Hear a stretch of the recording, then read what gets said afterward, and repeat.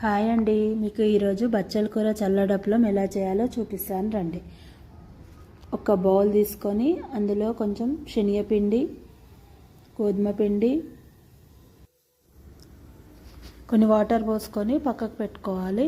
ఇంకో బౌల్ తీసుకొని అందులో కొంచెం పెరుగు వేసుకొని అది కూడా కొంచెం మజ్జిగ అయ్యేంత వరకు కలుపుకొని అది కూడా పక్కన పెట్టి ఈ శనగపిండి దాన్ని ఉండలు లేకుండా కలుపుకోవాలి. ఇందులో కొంచెం పసుపు, ఉప్పు, పచ్చిమిర్చి పేస్ట్, మనం కట్ చేసి పెట్టుకున్న బచ్చల కూర కూడా ఇందులో వేసేసుకోవాలి.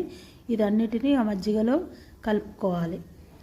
కలుపుకొని కొద్దిసేపు పక్కన పెట్టుకున్న తర్వాత మళ్ళీ ఇంకొక ప్యాన్ తీసుకొని అందులో కొంచెం ఆయిల్ వేసేసుకొని జీలకర్ర, ఆవాలు, కరివేపాకు వేసుకొని మనం రెడీ చేసి పెట్టుకున్న మజ్జిగని ఈ పోపులో వేసుకొని 10-15 మినిట్స్ బాగా బాయిల్డ్ అవ్వనివ్వాలి. అంతే, కొద్దిగా కొత్తిమీర వేసుకొని తీసేసుకుంటే రెడీ. ఎంతో టేస్టీ బచ్చల కూర డప్పలం రెడీ.